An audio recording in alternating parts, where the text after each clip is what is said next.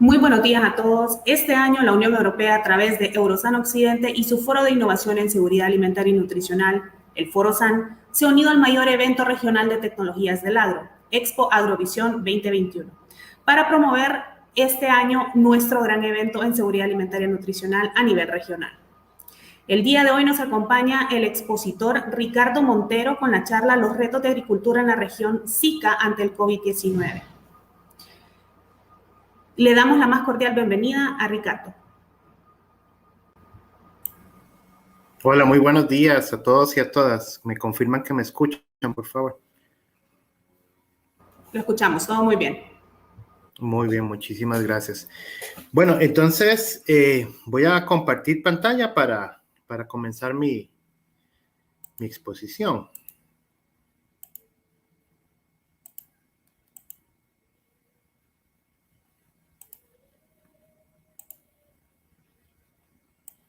Ok, ahora por favor me confirman que están viendo la presentación. Sí, estamos viendo la presentación. Bueno, muchísimas gracias. Bueno, este es un tema que está totalmente vigente debido a la primera razón obvia es que la pandemia del COVID no ha terminado, ¿verdad? Es interesante cómo no estábamos preparados realmente para afrontar la pandemia. Yo creo que nadie, y desde el sector agropecuario, pues no es la excepción, ¿verdad? Me presento, yo soy Ricardo Montero López, soy el coordinador técnico de la Secretaría Ejecutiva del Consejo Agropecuario Centroamericano, que es una instancia del sistema de la integración.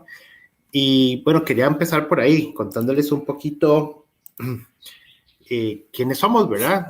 Para los que no nos conocen, la Secretaría Ejecutiva del Consejo Agropecuario Centroamericano trabaja en el marco del sistema de la integración, es el órgano responsable de conducir todos los temas relacionados a la agricultura, que está conformado por la reunión de ministros, ¿verdad?, de agricultura de los países que conforman el sistema de la integración. En este caso, Belice, Costa Rica, El Salvador, Guatemala, Honduras, Nicaragua, Panamá y República Dominicana. El sistema de la integración tiene una característica y es que no todos los países, aunque sean miembros del SICA, trabajan en todas las subsecretarías y pues para el caso del sector agropecuario, sí tenemos la participación de todos los países. Y eso es muy bueno porque pues nos permite trabajar de forma articulada en toda la región, ¿no? Tenemos una estructura donde está un consejo de ministros que se reúne más o menos de forma ordinaria 2 veces por semestre, ¿verdad? Con una presidencia pro tempore que rota semestralmente de forma geográfica. En este momento la presidencia la tiene Costa Rica. Bueno, tenemos un comité técnico regional que viene siendo como una estructura de asesores de alto nivel, ¿verdad? Para los ministros que revisan técnicamente todo el trabajo de la Secretaría y del Consejo. Una serie de grupos técnicos especializados que aglutina, por ejemplo, a los directores de área de los ministerios de Agricultura. No sé, se me ocurre el de Cambio Climático, ¿verdad? Entonces ahí se reúnen los directores de Cambio Climático de los diferentes ministerios, ¿no? Y bueno, la Secretaría Ejecutiva, que es donde yo trabajo, que tiene sede en San José, Costa Rica, y que es como el órgano permanente de la Secretaría, ¿verdad? Del Consejo. Entonces, eso es un poco la estructura y cómo vemos nosotros todo el trabajo regional de política pública para el sector agropecuario regional, ¿verdad? Entonces, ya entrando directamente a lo que es la charla, ¿verdad? El punto de partida para el tema que hemos escogido para esta mañana es que las medidas de mitigación del COVID han estado afectando los sistemas alimentarios, generando algunas dislocaciones de la cadena de valor agrícola en todos los niveles, tanto nacional, regional y globales, ¿no? Y hay una pregunta muy válida y es si se ha puesto o no en riesgo la seguridad alimentaria de las personas. Bueno, vamos a analizar un poquito eso, ¿no? Y con base, hemos enfocado nuestro trabajo especialmente al tema del comercio agrícola. Lo más interesante acá es que la pandemia ha traído afectaciones diferenciadas, ¿verdad? Acá pues hay un gráfico interesante elaborado por FAO y la CEPAL y tiene que ver con esas diferencias, ¿verdad? Hay algunas afectaciones en campo, ¿sí? Por ejemplo, ahora hay un tema de limpieza que es muchísimo más estricto. El tema del envasado ha cambiado, ¿verdad? Por ejemplo, solíamos consumir, ahora consumimos más en las casas, ¿no? Estamos en la casa, entonces creo que ahora las compras son como en empaques más pequeños. Desde los proveedores quizás salían empaques grandes para las cadenas, por ejemplo, de hoteles, de supermercados, pero ahora hay una tendencia como a empacar como individual, más pequeño para las familias, ¿verdad? Que quizá haya que pensar un poco, a veces no es que no haya suficiente producto, sino que no hay cómo empacarlo en lo que ahora el mercado está exigiendo. La gente se ha preocupado un poco más también por la parte de certificaciones voluntarias, por ejemplo, si son amigables con el medio ambiente, ¿verdad? De comercio justo, este tipo de cosas. ¿Ha habido algún problema debido a la pandemia? Creo que especialmente al inicio por el tema de la mano de obra. En muchos países hay población migrante que trabaja en las cosechas y por las restricciones sanitarias pues no pudo ir de un lado a otro, ¿verdad? Y entonces, en el caso de Costa Rica, hubo un momento en que hubo un faltante de hasta 80,000 personas puestos de trabajo para las diferentes cosechas de caña, de café, por ejemplo, ¿no? Y bueno, hubo una afectación ahí importante. Tema de almacenamiento también. Y si vamos a transporte, los vuelos internacionales que mermaron por un tiempo, pues en algunos casos, especialmente del sector agrícola, que son productos perecederos, pues hubo algún tipo de afectación, era como más difícil conseguir vuelos más seguidos, incluso disponibilidad de pilotos, habían rutas distintas, cambiaron mucho las rutas, entonces algo que era un poco más directo se convirtió en algo pues, más largo o indirecto, ¿verdad? Incluso a nivel local conocemos de casos donde hubo comunidades que la comunidad se organizó y, por ejemplo, cerró el ingreso a personas que no pertenecían a la comunidad. Entonces, en muchos casos, los intermediarios o la gente que llegaba a comprar para los mercados, pues no podían ingresar a las comunidades a sacar los productos. Hubo restricciones de movilización en muchos países. A ver, en algunos casos no podían salir, un día no salían los hombres, un día no salían las mujeres. Hubo restricciones de movilización por número de placas, hubo toques de queda. Y aunque en muchos casos el sector agropecuario tenía permiso para circular, vamos, digamos, a la parte de los mercados, ¿verdad? Y es que aunque los carros pudieran circular con los productos, pues en los mercados había poca gente, porque la gente era la que no podía salir, ¿verdad? Entonces también eso, pues, interrumpió un poco. Creo que hubo una pequeña tendencia que ha ido en crecimiento hacia el consumo local, ¿verdad? Más minorista, que también ha traído pues todo un cambio en la estructura de los mercados. Y el tema del consumo, por ejemplo, nuestros países que dependen tanto del turismo, pues hubo un cierre prácticamente total del turismo por muchos meses, sigue siendo afectado. Entonces, los hoteles, algunos cerraron o no tenían clientes, los restaurantes con restricciones de aforo, ¿verdad? Bueno, entonces, pues empezaron a demandar menos también. El tema de las escuelas, que también que pues proveían de alimentos a los niños, estaban en las casas, ¿verdad? Y pues duraron un poco pues tirando como nuevos programas de alimentación y demás. Entonces, sí, hubo diferentes afectaciones y, bueno, creció el tema de los envíos, ¿verdad? Ahora estas plataformas de que uno pide, se lo llevan a la casa, no solo los alimentos procesados, sino también de los supermercados y demás, que hubo un tipo de crecimiento en ese sentido y también eso hubo un impacto en los consumos, ¿no? Como podemos ver, y podemos seguir sacando diferentes áreas y eslabones de las cadenas y todos han tenido algún tipo de afectación, ¿no? Entonces, el mantener esos flujos de alimento y del comercio fue importante porque también en Centroamérica se dio el caso de unos cierres de fronteras y la mayoría de los productos eran agrícolas perecederos, entonces hubo que tratarlos de forma integral y es un poco que nos lleva a este tema de los retos, ¿no? Y el reto número 1 es el tema de los impactos, ¿verdad? Los impactos han sido diferenciados por zona geográfica, por cadena de valor, por tipo de agricultura, por eslabón de la cadena. Entonces, ¿a dónde dirigimos los esfuerzos? Y esto es muy importante porque incluso hubo países, por ejemplo, Costa Rica tuvo incluso en el 2020 un crecimiento en sus exportaciones del sector agrícola con relación al 2019, pero eso no quiere decir que todo el sector agrícola estuvo bien. Precisamente el promedio final fue de crecimiento, pero hubo sectores que fueron más afectados, ¿verdad? El tema de flores, follajes, que se utilizaban para eventos, ya no hubo eventos por un gran tiempo, entonces hubo una gran afectación y era uno de los productos importantes de exportación, ¿no? El tema de los precios también ha sido importante y eso ha traído las afectaciones por cadena o por zona geográfica.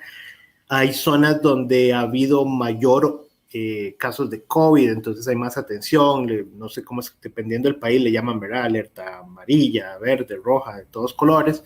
Y entonces eso ha traído afectaciones también por zona geográfica porque han habido cierres diferentes, distintos. Conozco de casos donde pues no había movilización entre departamentos de un mismo país o provincias, ¿verdad? Entonces, acá lo importante es cómo dirigimos los esfuerzos. Bueno, al final tengo un resumen como de cada una de las acciones que hemos ido tomando y lo más importante acá es poder tener información para la toma de decisiones, ¿no? Entonces, en este caso, nosotros comenzamos, estamos en proceso ya de finalizar, por cierto, y espero compartirlo pronto, que lo haremos a través de nuestras redes sociales, que puedan revisar a través de las redes sociales del CAC, del Consejo Agropecuario Centroamericano, un estudio del impacto de las medidas de mitigación del COVID en las cadenas de valor, ¿verdad? Para poder tener información precisa de cómo han sido esas afectaciones y por eso tomar las medidas. Voy a hacer un pequeño cambio acá, nada más voy a ponerme los audífonos porque creo que hay bastante ruido externo y esto me ayuda muchísimo a que no sé. Ok, creo que ahí estamos mejor. Esto ayuda muchísimo a cancelar el ruido externo. Entonces, el tema de no tomar medidas, no son recetas donde decimos, bueno, vamos a hacer esto y para todo el mundo igual, no. Aquí lo más importante de este reto es que debemos de tener la información para la toma de decisiones porque ha habido diferencias en las afectaciones, ¿no? Segundo reto que hemos identificado y es que hay muy poca disponibilidad de recursos de los gobiernos de la región para invertir en la recuperación. Es lógico, ahorita incluso los recursos adicionales se han estado invirtiendo en el tema de la atención, por supuesto la compra de vacunas, por ejemplo, que es una prioridad, y hay algunos pocos fondos disponibles para la recuperación y no necesariamente van a ir al sector agrícola. A pesar de su importancia en la seguridad alimentaria, los primeros números arrojan que el sector agropecuario no ha sido de los más afectados, o sea, tiene una afectación media. Si lo comparamos, por ejemplo, con turismo, que ya lo hemos mencionado, ¿no? Que hubo una temporada cero, ¿no? Donde realmente ha habido mucha afectación, muchas pequeñas y medianas empresas han cerrado y demás. Entonces, al final, el sector agrícola pues tiene una afectación media y es difícil accesar a los recursos públicos, ¿verdad? Por eso es importante el reto anterior de trabajar de forma diferenciada y tener informaciones para la toma de decisiones, para poder atender con los pocos recursos públicos que están disponibles directamente a donde más afectación ha habido, ¿no? Y por supuesto, pues la movilización de recursos de la cooperación internacional acá es importante. El tercer reto que hemos identificado, bueno, es que se ha evidenciado o ha habido un aumento en los problemas de inequidad en el sector agropecuario que no hemos resuelto, que son viejos, o sea, que ya venían antes de la pandemia, problemas estructurales que nada más simplemente pues, se han agravado o se han evidenciado aún más durante la pandemia. Y es el cómo abordarlos en dos momentos, ya durante la pandemia, que no ha terminado, pero también post pandemia, ¿no? Que va a haber un cambio, creo que para todos, en muchas cosas, en la forma de trabajar, de consumir, de cuidarse, un montón de cosas, y entonces es importante revisar eso. Hablamos un poco del tema de la mano de obra, ¿verdad? La mano de obra migrante que tenía que trasladarse por las cosechas, pues en algunos casos se evidenció que no tenía las condiciones de salud necesarias para eso, entonces tuvo que hacerse todas unas modificaciones. Ha habido menos oportunidad de acceso para mujeres y jóvenes, ¿verdad? Ha habido un recargo en las labores hacia las mujeres, por ejemplo, estando las escuelas cerradas, además del trabajo doméstico, ahora también las mujeres son educadoras, tienen que hacer de maestras de escuela, teniendo un recargo mayor hacia sus jornadas, ¿verdad? Además de quizá continuar apoyando las jornadas agrícolas. Y los jóvenes han tenido pues menos espacios de recreación, quizá dependiendo un poco más de la tecnología en las zonas rurales, donde en muchas zonas rurales pues hay poco acceso al internet, a la educación virtual, ¿verdad? O dual en esta nueva modalidad, y pues eso también se ha evidenciado. Y que el sector primario sigue teniendo en la región baja productividad, entonces el uso de tecnologías es importante para poder pues atenderlo, ¿no?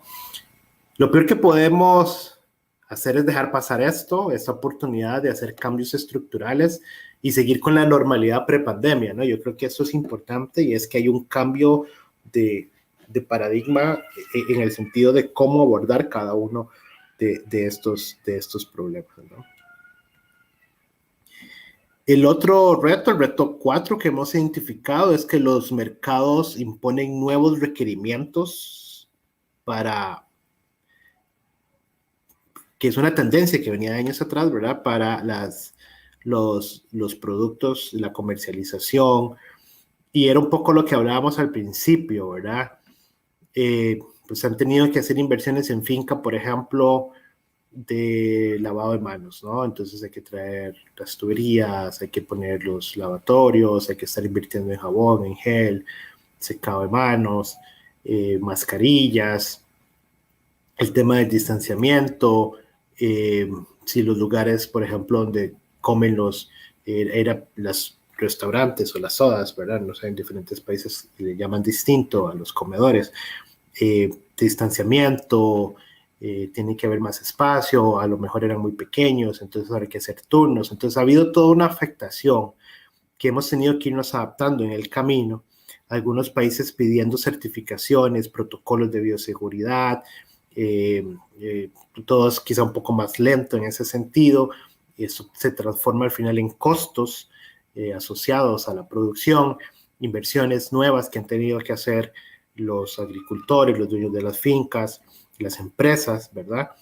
Y que no necesariamente se pueden trasladar esas inversiones y esos costos al consumidor, muchas veces trayendo pues afectaciones directamente a la sostenibilidad financiera de las proyecciones que se tenían en las ventas, ¿no?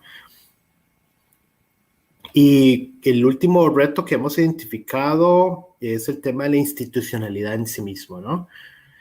Sigue habiendo un foco desde la institucionalidad agrícola, de ministerios de agricultura, institutos de investigación, etcétera, hacia la parte de la producción primaria. Y muchas veces creo que es importante, a pesar de que ya lo tomamos en otro reto, el tema de la productividad es importante trabajar. Hay que seguir trabajando el tema de la investigación, que nos permite ser más productivos, el tema de la incorporación de los pequeños agricultores a los mercados. no solo de los grandes, el tema de cómo se aborda la agricultura familiar, ¿verdad? En Centroamérica hay un alto porcentaje, dependiendo de los países, puede llegar hasta el 70% de los productores en agricultura familiar, y es importante cómo incorporarlos a ellos a los mercados, ¿no? Y entonces, de manera que esa reestructuración que requiere la institucionalidad agrícola tenga esta visión sistémica de cómo ir atendiendo las diferentes necesidades de los diferentes eslabones, siempre con miras al comercio intra y extrarregional. La región centroamericana, uno de los principales productos de comercio intrarregional es precisamente lo agropecuario, ¿verdad? El tema de alimentos y bebidas es uno de los rubros más importantes dentro de la misma región, pero también hacia afuera, ¿no? Y unirse a través de metodologías, por ejemplo, de cadenas regionales de valor. Yo creo que las cadenas nacionales de valor están pues, entendidas desde hace mucho tiempo y venido trabajando, pero esta conceptualización de cadenas regionales de valor, donde nos pongamos de acuerdo entre los países, cómo si uno produce mejor y el otro transforma mejor, ¿verdad? No todos tenemos que producir y transformar, especialmente si estamos hablando de comercio exterior fuera de la región, ¿no? Y que se puedan ir especializando en diferentes eslabones de la cadena y pensar en esto. Si nosotros entre todos competimos, por ejemplo, en café, que nuestros cafés son muy buenos y muy reconocidos a nivel internacional, ¿cómo no ponernos de acuerdo y tener una marca, un sello centroamericano, de manera que se pueda exportar el café centroamericano bajo una misma marca, ¿verdad? Quizá pueda ser una estrategia de negocios que se pueda abordar al nivel externo. Y especialmente porque nuestros países son relativamente pequeños, ¿verdad? Quizá no podamos suplir toda la producción si estamos pensando en exportaciones, por ejemplo, a China o a Japón, ¿no? Que son mercados importantes, bueno, por supuesto el europeo y el de Estados Unidos, que ya son más naturales para nuestra región, pero que a veces se requiere de más volúmenes, ¿verdad? Aunque nosotros competimos más en temas de calidad, de eso está claro, pero es importante pues tener estrategias precisamente para aumentar, ojalá en esa relación de calidad y volumen, ¿no? Entonces, como ya para ir resumiendo un poco los puntos, ¿verdad? Principios para actuar, la priorización con base a los impactos que vimos en el reto 1, tener planes diferenciados con base a evidencias, o sea, a estudios concretos, ¿verdad? Que nos arrojen hacia dónde tenemos que trabajar. ¿Cómo? De forma interinstitucional, con un abordaje integral de esas soluciones, porque no es solo el sector agrícola o las afectaciones del sector agrícola no son endémicas de sí mismo, sino que muchas veces vienen por otros sectores. Por ejemplo, tiene todo el sentido trabajar con el sector turístico para su reactivación, porque nosotros también nos vemos beneficiados de la reactivación del sector turístico, ¿no? El fortalecimiento de las capacidades es importante, la mejora continua a través de la gestión de la información, de buenas prácticas, de intercambio de experiencias. Hay muchos países que ya han hecho de forma exitosa una u otra labor y que se pueda compartir con el resto, y que alguno, digamos, si está teniendo una afectación o requiere de algún tipo de trabajo, de plan, que alguien ya lo ha hecho, poderlo compartir para que sea más rápido ese trabajo, esa incorporación, esa medida. Y las instituciones regionales como la nuestra es una de, digamos, los canales que puede poner al servicio este tema de las buenas prácticas y los intercambios de experiencias. El Consejo Agropecuario Centroamericano fue de los primeros consejos de ministros que reaccionó ante la pandemia y aprobó el Plan Agro-COVID, pues el nombre corto, ¿verdad? Es el Plan de Atención Inmediata para el sector agropecuario de la región de los países del SICA, que se empezó a formular en junio del año pasado y se aprobó hacia agosto-septiembre, que toma el plan de contingencia regional aprobado por algunos de los presidentes de la región y que con el apoyo de organismos internacionales como el FAO y EICA, trabajamos en varias áreas, pero específicamente el tema de las medidas inmediatas, ¿verdad? Implementación inmediata y aquellas de corto plazo. Justo ahora, casi a un año de esto, ya estamos comenzando con las medidas de mediano plazo. Y lo primero fue fortalecer las capacidades del sector público, ¿verdad? Por medio de diferentes webinars, capacitaciones, cursos que se han puesto al servicio de los ministerios de Agricultura y de la institucionalidad pública de la región, en coordinaciones con otros ministerios. El redireccionamiento de recursos de proyectos que ya se tenían en marcha, que logramos gestionar con la cooperación internacional, de manera de que se respondiera de forma rápida a la reestructuración de estos proyectos que atendieran más el tema de la emergencia sanitaria. Se pudieron hacer, por ejemplo, encuestas en los países del impacto del COVID en la seguridad alimentaria, ¿verdad? De los territorios, y eso fue muy importante, que ha arrojado información precisa para la toma de decisiones. El tema del flujo del comercio interregional ha sido importante. Como les mencioné en algún momento, hubo un par de cierres de fronteras y bueno, se abordó de forma intersectorial, también apoyando desde el sector agropecuario, porque era un abordaje, pues sí, estaban temas de salud, pero también estaban temas de comercio, de seguridad, de migración, agrícolas.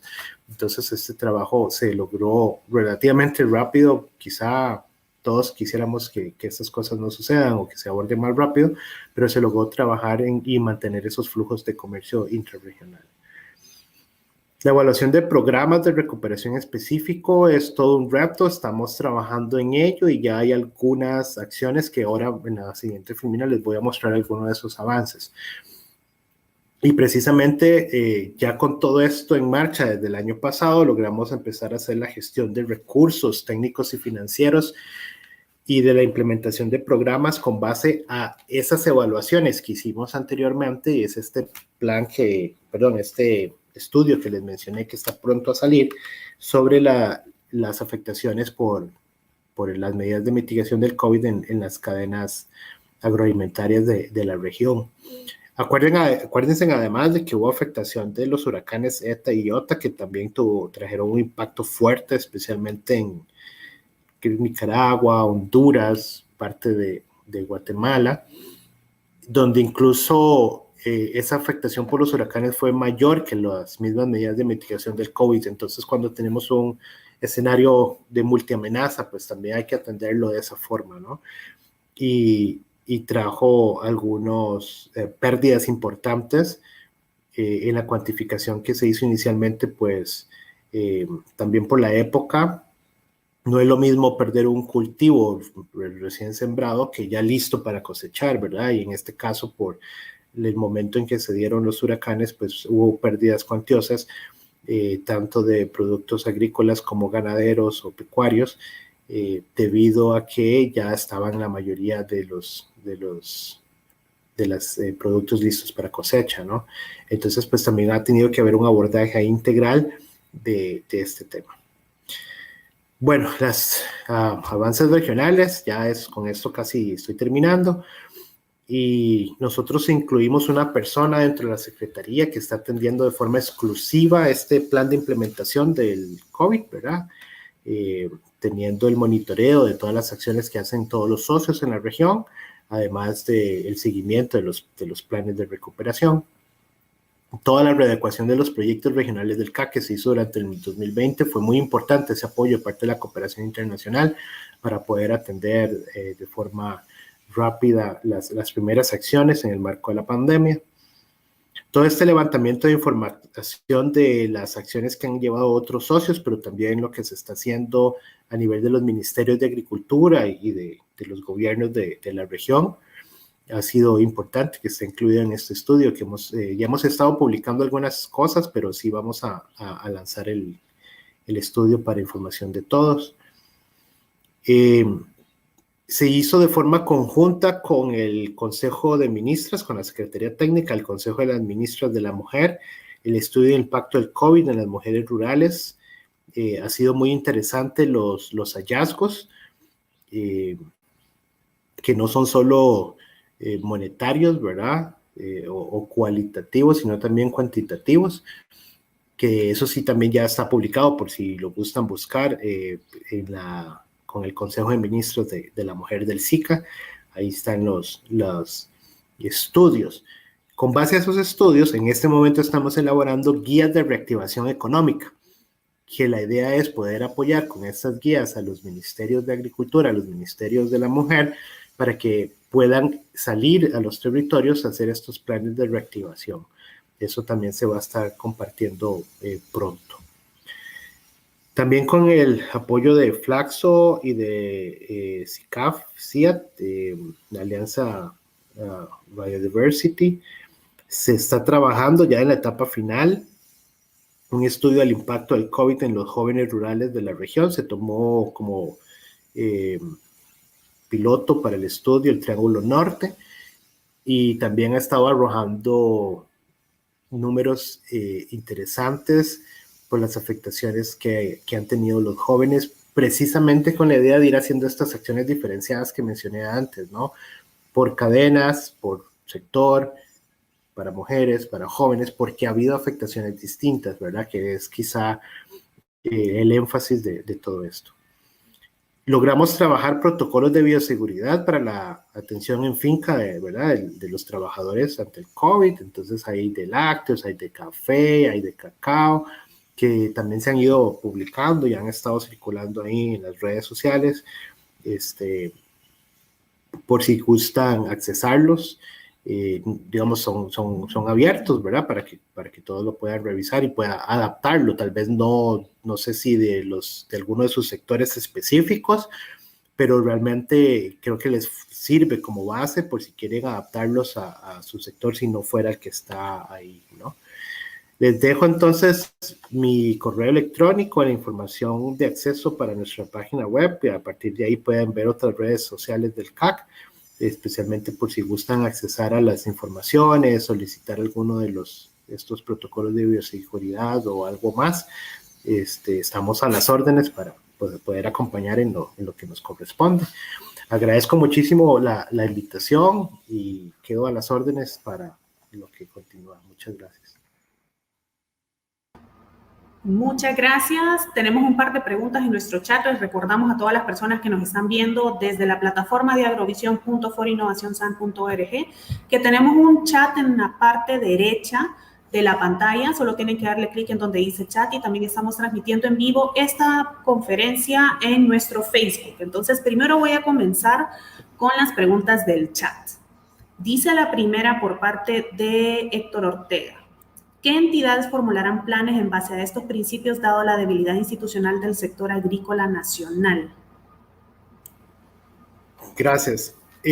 A ver, nosotros estamos elaborando un plan regional con esos estudios y los planes de recuperación que vamos a trasladar a los diferentes ministerios de Agricultura y acompañar a los diferentes ministerios de Agricultura para que ellos puedan adoptarlos y adaptarlos a sus realidades nacionales. Como mencioné, las afectaciones son distintas. Hay países que han sido más afectados, hay países que han sido menos afectados, entonces no es una receta, ¿verdad? No podemos hacer un plan que sea para todos igual, sino que son como lineamientos básicos que salen desde las instituciones regionales como la nuestra, en acompañamiento a las instituciones nacionales. Entonces, no crea, verás que han habido cosas muy interesantes que han compartido los ministerios de Agricultura de los diferentes países, y nosotros estamos poniendo esas buenas prácticas que mencioné, ese intercambio de experiencias para que todos lo puedan utilizar. Entonces, en realidad, nuestra institución desde lo regional lo que hace es ese acompañamiento a los ministerios de Agricultura para que ellos hagan o bajen, si lo quieren, a nivel de su país y de sus territorios, según la afectación, digamos, puntual, ¿no? Entonces, lo que van a poder encontrar, en nuestro caso, en nuestras redes sociales, en nuestra página web, es la información regional compilada, y nosotros lo que hacemos es ese acompañamiento. No sé si necesariamente por debilidad de las instituciones, no todas, pero algunas sí requieren de mayor acompañamiento, entonces, pues, para eso estamos. Además de que hay otros socios, ¿verdad? Están otros socios especializados que también acompañan, y a veces no es tanto si uno lo sabe o no lo sabe, es saber quién lo sabe para que te acompañe en ese proceso, y es exactamente en eso en lo que estamos. Gracias. Vamos con la siguiente pregunta, siempre por Héctor Ortega. ¿Qué resultados del plan AgroCovid y cómo se han desempeñado las entidades internacionales FAO e ICA, dadas sus formas de operar durante el COVID? Gracias. Como mencioné en algunas de las filminas, digamos, los estudios ya los hemos realizado, que estamos en un tema de edición en este momento. Vieras que no ha sido fácil levantar esa información porque muchos de las instituciones públicas estaban o están totalmente volcadas a la atención, ¿verdad?, de la emergencia. Y no ha habido un levantamiento de información, digamos, al día. Ha sido difícil de poder comparar las informaciones, no todo el mundo las tiene. Ustedes saben también que, por ejemplo, las estadísticas de comercio, pues en algunos casos no es tan ágil conseguirlas. También hemos dependido de otras instituciones, ¿verdad? No siempre todo lo levantan los ministerios de Agricultura, sino que también hemos dependido de los ministerios de Comercio y demás. Entonces ha sido algo complejo, pero que ya por dicha hemos logrado avanzar en ese sentido. El apoyo que hemos tenido de la FAO, ICA, del FIDA, bueno, de una serie de instituciones ha sido realmente importante. Creo que no hubiésemos avanzado todo lo que hemos avanzado sin ellos. Tienen técnicos muy, muy buenos que nos han apoyado, que tienen mucha experiencia en esto, ¿verdad? Ellos tienen toda una red fuera de la región. Digamos, nosotros, la Secretaría Ejecutiva, trabaja solo en la región centroamericana, pero FAO, ICA tienen de trabajos, en el caso del ICA para todas las Américas, ¿verdad? Y en el caso de FAO, pues a nivel mundial, y han tenido expertos que nos han ido acompañando. Incluso hemos puesto recursos de parte de todas las instituciones, ¿verdad? También, como les mencionaba, no es solo el tema del COVID, por ejemplo, en la atención de los huracanes, gracias al FAO ICA hemos estado elaborando no recuerdo el nombre exacto, pero viene siendo algo así como un plan para la recuperación ante efectos climáticos, ¿verdad?, en la región, y estar preparados, porque creo que eso fue otro de los problemas con ETA y OTA, que no se estaba preparado del todo para afrontarlos, y entonces, pues, no hemos terminado de atender una emergencia, se abre otra y ha sido complejo, pero este acompañamiento de los organismos internacionales realmente ha sido clave para poder avanzar. Gracias. La siguiente pregunta dice, ¿existe algún estudio medioambiental en cuanto a las nuevas medidas que se han tomado a raíz del COVID? Creo que esto hace referencia a lo que mencionaba usted del empaquetado y las nuevas formas de entregar productos. No hemos podido enfatizarlo en temas ambientales. Sí, creo que voy a llamarles, hay como un capítulo, por decirlo así, dentro del estudio general que tiene que ver con la afectación del medio ambiente. Han habido tenemos unas mesas técnicas agroclimáticas en los diferentes países y se han hecho estudios del impacto ambiental y la relación con COVID y el impacto ambiental, no solo en empaquetado, ¿verdad?, sino en forma generalizada. Pero no hay un énfasis en ese sentido, que es parte de la etapa que sigue ahora, con ese análisis de información. Si es necesario hacer ese trabajo, ¿verdad?, de análisis diferenciado, y en los planes de recuperación, trabajar el tema del empaquetado es importante.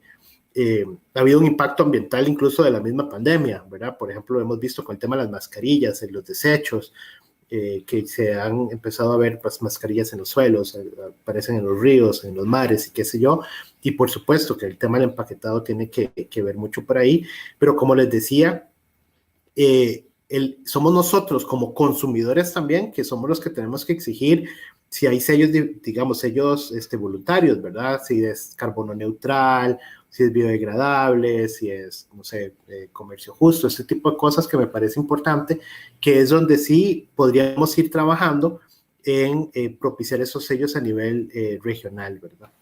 Gracias.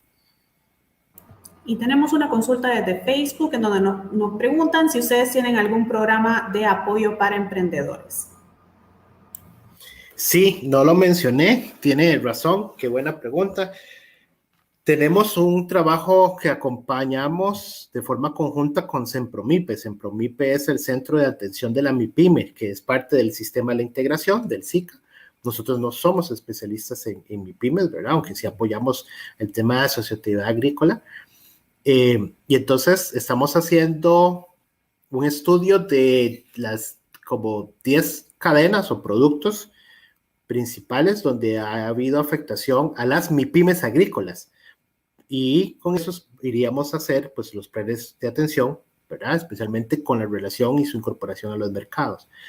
Lanzamos con ayuda de la cooperación de la Unión Europea por medio de una cooperación delegada con el Fondo España SICA, un fondo de atención MIPYMES en 14 territorios fronterizos de la región SICA, que es un fondo de atención que, vamos a ver, tiene un total como de $1.400.000 más o menos, redondeando, ¿verdad?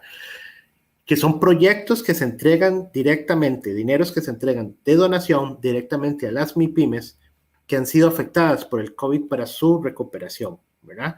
Es un fondo que se lanzó, ya estamos en la etapa de la entrega de los recursos, y digamos, ya lamentablemente ya cerró, me hubiese encantado poderlo haber presentado antes, pero ya cerró, ya seleccionamos